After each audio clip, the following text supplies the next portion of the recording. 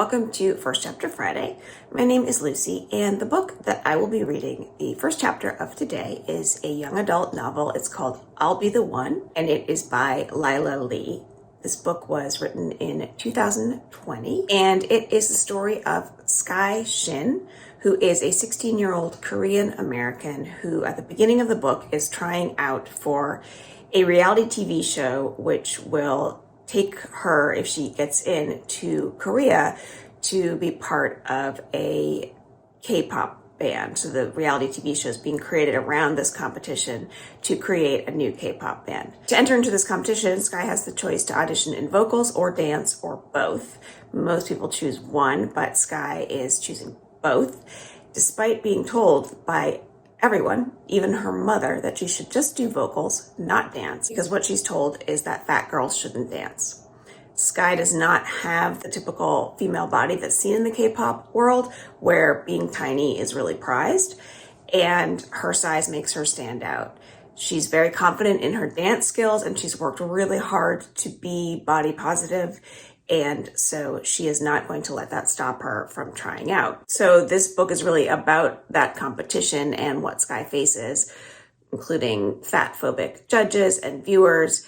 There's some romance. There is another competitor, Henry Cho, who is already sort of famous, and he's extremely good looking and everybody swoons over him. And then there are also a number of friendships that are explored in this book. Friends that Sky had before she entered into the competition, her school friends, how their friendship changes when she's so immersed in this new tryout for this reality TV show, and whether or not they can maintain interest in the friendship. And then these new friends, very different from her school friends that she makes throughout the competition. And what's interesting about the new people that Sky meets is that each one of them faces their own set of obstacles in this highly competitive world of K-pop. So I will read the first chapter of I'll Be the One. Fat girls can't dance. It's something my mom said after one of my ballet recitals when I was a little kid. I'd already felt out of place. Even though we were all 5, the other girls had somehow already lost their baby fat and had slender, angelic legs and arms, while I had a jiggling cherub belly that could be seen from the balcony seats. I guess a normal kid would have cried, or gotten discouraged, or maybe even quit ballet there and then. But instead, I stomped my foot on the ground with as much force as my 5-year-old self could muster and yelled at my mom's face, "Oh yeah? Then I'll prove you wrong," and stuck with ballet for several years before the snobby prima donna types irked me enough to switch to hip hop and modern dance. I suppose the whole dance thing is a pretty good representation of the relationship I have with Mom, which is why instead of telling her about You're My Shining Star, the new K-pop competition survival show in LA, I skipped school and rode the train to audition. Sorry, not sorry. Thankfully, Dad already came with me to the preliminary auditions when he was in town last week. He waited in line with me and signed off on all the parental permission forms, something Mom would never do. While the open call preliminary auditions were casual and quick, today's audition line is moving at a snail's pace, probably because everyone is being recorded with the potential of appearing on TV. It's my least favorite time of year, late August, when LA is hot and humid like the fiery pits of hell. After standing for several hours in a soul-crushingly long line that snakes down Wilshire Boulevard, I'm a panting, sweaty mess by the time I enter the fancy office building where auditions are being held. "Hi," I say to the lady at the front desk as I wipe away the sweat from my brow. "I'm here to audition for You're My Shining Star. My name is Shin Hanuel, but my American name is Sky. For my Korean name, I make sure to say my last name first, like my parents taught me to do. I've always loved both my names, since Hanuel literally means sky in Korean. Sky was just a cool variant of Sky that Dad chose for me when I said I wanted an American name for school. And the name stuck." The lady at the desk, a 40-something, middle-aged Korean woman who looks as if she could be one of my mom's friends. Really, she's dressed exactly like them, the same black blouse and everything, glances up at me and does a double take. She doesn't even bother to hide the utter shock and even disgust in her eyes as she gapes at me. You're You're auditioning? She asks in Korean accented English. I switch to Korean. Yes, I already got in at the preliminary auditions. Here are my papers signed by my dad and fully notarized. Okay. Still looking doubtful, the lady takes my papers. As I wait for her to check me in, I take off my white heart-framed sunglasses so I can see the inside of the building better. Without the rosy tint of my glasses, everything looks a bit stark.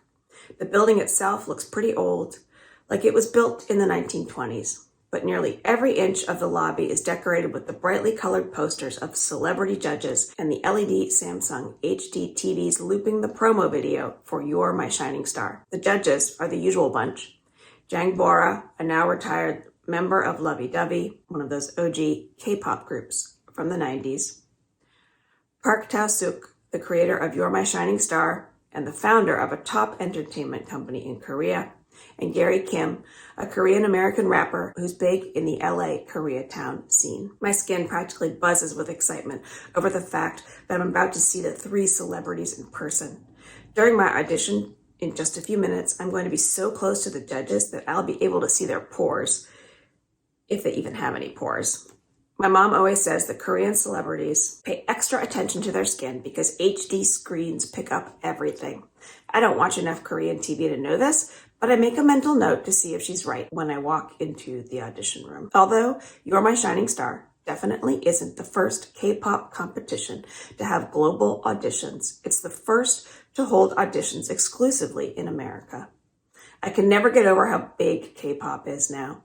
Only 8 years ago, people only knew about Psy and the memeable moments of humor in his music video. Now, BTS is everywhere, and people from all sorts of different backgrounds are lined up to audition. On the TV screens, the judges' faces fade to black, and suddenly I'm watching a nervous little kid standing on stage.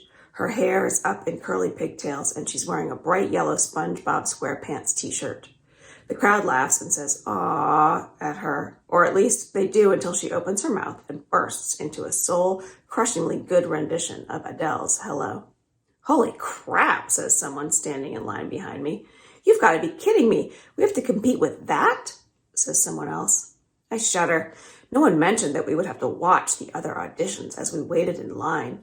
But I guess I shouldn't be surprised. This is a competition after all. And what better way to raise the competitive spirit than to make everyone watch what they're up against? "You're all set," says the check-in lady in her halting English, bringing my attention back to the front. "Please go stand in line in front of door 3. The current wait time is 20 minutes. You can also go sit in the audience before or after your audition. Just please let a staff member know where you're going first." I'm confused as to why she's speaking to me like I'm a foreigner. I already responded to her in Korean, which I speak without an accent. But then I noticed the way she's looking at me, eyes drawn together in a slight wince, lips pursed together in a worried pout. There's real fear and distrust in her eyes, like she's afraid that I'll somehow ruin the entire competition by just being here. If a bunch of wild animals suddenly burst into the room, she'd probably give them the same look as the one she's giving me now. For a moment, I wonder if it's worth it to call her out for being rude. Normally I would, especially since if we were in American social context, complaining would actually do something. But we're smack dab in the middle of Koreatown, where all the signs, restaurants, and even banks are Korean. At most, I'd probably get an evil eye from the lady for being a rude American teenager. It just isn't worth it. In the end, I try my best to ignore the lady and get in line, opting to stand and wait instead of going into the auditorium. Although it's still annoying, strangers' perceptions of my weight are nothing compared to a lifetime of my mom's disapproving comments. At that moment, the doors swing open and 2 girls walk in. They're both Asian, and one of them has dyed strawberry blonde hair while the other has a chic blue bob. Their winged eyeliner and red lipstick are on point, and they have colored contact lenses that make their eyes varying shades of amber and mahogany. I stare at them. Everyone else is staring too. Every inch of them is perfect, and their clothes are bright and colorful without being flashy, somehow managing not to cross that fine line between tacky and stylish. Like they'd just come from shooting a K-pop music video, the 2 girls strut toward the check-in counter, their heels clicking in eerie unison on the marble floor. "Welcome," exclaims the lady at the desk in bright, chipper Korean. "Right this way. I'll just need your papers and IDs so I can get you 2 situated." Surprise, surprise. I roll my eyes so hard that it's a miracle I don't catch sight of my brain. These girls are the type that my mom and the front desk lady would shave Satan's body hair for, if Satan even has body hair. After they check in, the girls separate so the blue-haired one goes to stand in line at door 2, the dance line, and the strawberry blonde goes to stand in line for door 1, the vocals line. I'm auditioning for both, which is why I'm standing in front of door 3. It seems overly complicated, but after watching people go into audition, I realize they're alternating between the lines in a neat and orderly fashion. The strawberry blonde girl turns around and stares at me. I unflinchingly meet her gaze. That usually does the trick when people rudely stare. But instead of looking away, she cocks her head to the side, smacking her violet-colored bubble gum between her blue-painted lips. She doesn't look appalled like the lady had been, just curious. Hi, I say, with a pointed eyebrow raise. I'm Sky. Can I help you? Without missing a beat, the girl gives me a bright smile and extends a perfectly manicured hand in my direction. Hi, she says. I'm Lana. What are you auditioning to do, sing or dance? Her voice is bright and clear, almost bell-like in a way that human voices shouldn't sound. It reminds me of all those announcers on the Korean news programs that my parents regularly watch. If it weren't for her Valley Girl accent, I'd think she was from Seoul. Both, I say. Ooh, a double talent. Her shiny blue lips widen into a grin. How interesting. Is that what the third line's for? I nod. How about you? I already know the answer, but I ask anyway, just to be polite. I'm mainly vocals, she says. I can dance, just not well enough that I want to compete with dancers like her. She gestures at the girl she entered the building with. The other girl shoots a wary look at me before she grins and waves at Lana. If Lana notices the look, she doesn't say anything as she waves back. I'm the other way around, I say. I've been dancing all my life, so I'm honestly better at that, but I sing too. I've been in choir since I was in elementary school. Ooh, nice. She looks genuinely impressed. Slowly, I let my guard down and give her a small smile. I'm relieved that this conversation is going better than I expected. I hate to admit it, but some part of me was waiting for her to make a comment about my weight, like people often do. It's usually only a matter of time before someone like my mom asks, how is it that you don't lose any weight even though you're so active? Or, shouldn't you quit dance and focus on singing? You can't honestly expect to be a dancer with your body type. Okay, so it's mostly mom, but as long as I can remember, there have been at least a handful of people per year who ask me similar things. When I was younger, I tried my best to answer these questions, telling people about how everyone was big on Dad's side and how genetics determined body shape more than anything. I told them how my doctor said I was healthy, but no matter what I said, people didn't believe me. Then I stopped trying to explain myself. It simply wasn't worth my time and energy. And honestly, it shouldn't matter why I'm a certain weight. Being fat doesn't make me any less of a person. Lana and I watch the TV as some guy gets totally wrecked by the judges for singing off key. I feel really sorry for him because it's clear that they only let him through preliminaries so he could be a laughingstock on camera. I'm still thinking about how badly that must suck when I notice that Lana's not looking up at the TV anymore. Instead, she's staring at me. Okay, so she says, sorry if this is like totally rude, but I hold my breath. Don't ask me about my weight. Please don't ask about my weight. Things were going so well between us, and I really don't want them to go south now. I brace myself, expecting the worst. But then she asks, isn't auditioning for both things kind of a big risk? I heard that for people who audition for both, the judges won't let you move on to the next round if you're not good at either one of the things. Or they might make you choose one or the other on the spot. No offense, but I could never do that. Too scary. Well, I say, trying to relax again. It's double the risk, but it's also double the reward. If you do get in for both vocals and dance, you get one more chance later on when you're eliminated from one category. Yeah, it sucks that they can eliminate me altogether during auditions if I'm only good at one, but if I do get in for both and were to get eliminated from one category during the competition, I can still stay in for the other. Again, Lana doesn't question me. She just stares at me with a curious, wide-eyed look. Well, you're really brave, she says. Best of luck. I smile. Thanks, you too. Lana turns back to the other line to chat with her friend, and I face my own line. Someone must have gone in because there's only one person ahead of me now. Although I rarely get stage fright, I can feel my hands tremble just a tiny bit. I didn't mention this to Lana, but the biggest gamble I have to make at this competition is whether or not they'll even take me seriously in the first place. Thanks to Hollywood, body standards are already bad enough in LA, but they're even worse in the world of K-pop, where even already straw-thin girls are regularly asked to cut a bit off their chin or get double eyelid surgery. I'm neither straw-thin, nor do I have double eyelids, so I can only imagine the long list of suggestions I'll probably get from the industry professionals. Lose 100 pounds, they'd probably say. Get a nose job. Run up 5,000 flights of steps every morning. Feed yourself to the sharks. Okay, they probably wouldn't include the last one, but I'd rather do the last one over any of the others on the list. The thing is, I'm perfectly fine with the way I am. For the longest time, I wanted to be the perfect skinny daughter that my mom always wanted. I endured years of diets, strict exercise regimens, juice cleanses, and whatever health nut mumbo jumbo she discovered every week. I grew up in Orange County. That sort of thing wasn't really hard to come by. But now, I'm over it, all of it. And if my mom couldn't change me for the last several years, no one can. Just then, the outside doors burst open again. Screams erupt from outside.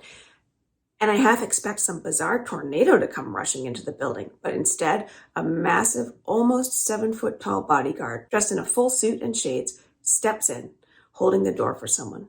Ugh, groans Lana, it's him. The blue-haired girl, whose name I realize I still don't know, also groans. Whoever this him is, he's apparently bad news. I'm about to ask who he is when it turns out I don't have to. I know who he is. In fact, it's really hard not to know who he is because almost every Korean person in LA, and most definitely in Korea, knows the boy who walks through the doors. And that's not quite the end of chapter 1, but I'm going to stop there. As you can imagine, it might be Henry Cho, the famous Korean model who walks through the doors, but you'll have to read on to find out. And if you could hear from that little bit that I read, Sky is a great character. She is good at standing up for herself, and she's very talented. She's pretty funny as well. I really enjoyed her voice and reading this book through her voice. If you like K-pop at all, there are so many references throughout this book. It was written in 2020, so already some of those things probably seem dated. It's still fun to read about the inside world of trying out for a highly competitive K-pop TV show. So that is I'll Be the One by Lyla Lee. You should give it a try. Thanks for joining me.